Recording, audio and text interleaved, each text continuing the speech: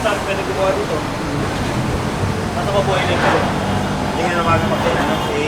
Ang tagal pa rin. Nagtatanggal nung isa. Ang tanggal pa lang dyan para yung axle, tapos yung goma, hindi matanggal yung lock ng bearing na, kaya hindi pa matatanggal yung gulungan. Alam naman namin yan. Tatalsikuhin siya. Di ba pwedeng tikita na lang sir kasi malapit naman yung mekaniko na eh. Dito, hindi nga pwede magawa dito. Kaya naman ang concept ng house, sila na nga nagpapahinga. Gandang araw po, sir. Hindi kasama tayo sa operation niyan sila. Concern natin dito sir ha, ito kasing Seminary Road, isang mabuhay lanes. Okay, Inabot kasi sir eh. okay lanes sa bantong area nito. Binigyan pa rin natin sa destination. Isa nito na sila eh. Mechanical flatting yung ano ng truck eh. Pero binigyan pa rin natin sila ng 5 minuto.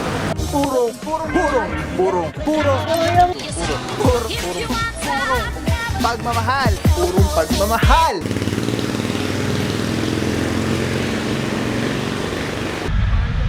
Ito kanina pa to nandito mga puro pagdating natin nandyan ayaw umalis. Merong jack sa likod eh. Ilalim. Oo nga, naka-jack. Mahuhuli na to mga puro eh, no? Naka-jack pa yung ilalim oh.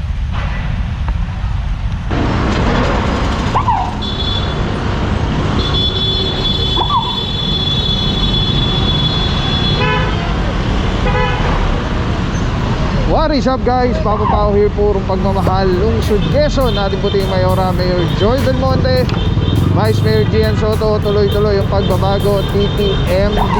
Di kasi pagaling, Sir Dexter Gadenas. Okay, for today, Officer Alvario. Araw natin mga puro, Tuesday, April 8, 2025. Barangay Bahay Toro. Ito, Officer Francisco nandyan. Walang driver. May mga driver, maalis na lang, nag-iingay na. Ito, may mga driver, alis-alis na lang po kayo. Pagka po walang driver sa driver seat at kayo napostehan, it's either matikitan. Ito, wala rin driver. Boss Podi, kasama na dyan. Officer Romero, Batilo, and Officer Aruga. Ito, may driver, yan. Ang daming taxi, o tingnan nyo, tingnan itong mga taxi, ang dami oh. Alisan na sila. Alright, balik na tayo.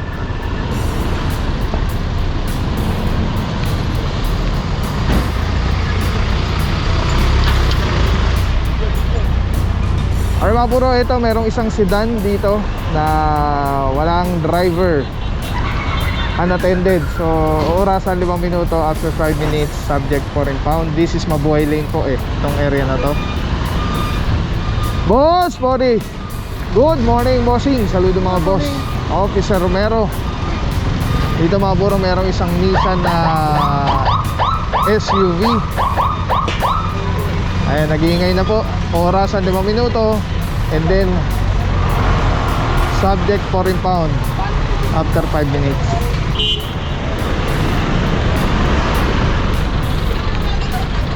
Alright, meron pa dito isang ano, kasama sa Officer Kalebag. Morning. Morning po madam. Barangay Bahay Toro. At dito meron isang closed van. Madam Tricia, good morning. Dito mga puro, ito yung unang inaorasan. Dahil dito tayo nagsimula, ano, dito tayo nanggaling sa EDSA. Ito pong isang van, Lexus, ang ganda. Morning boss. Morning. Ito po yung orasan na 5 minuto. Nire-ready lang po ano. Pagka 5 minuto saka ikakabit yan sa kailan. Kami na dito, Officer Francisco. Good morning bossing. Saludo mga boss. Sa mga residente rito, mayroon ng 1 linggo mahigit to. Ay ito? Pero ganun pa man, ibigyan pa rin natin ng 5 minutes bago natin kapitan ng towbar. Alright. Yung mga puro, ito pala yung reklamo.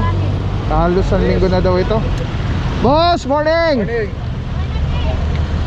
na.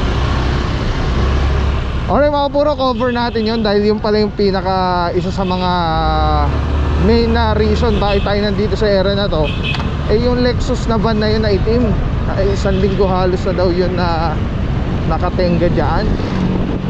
Ito mga puro, parang stalled siya eh, oh. Meron siyang jack sa ilalim. Sama natin dyan boss pare, Officer Pantaleon.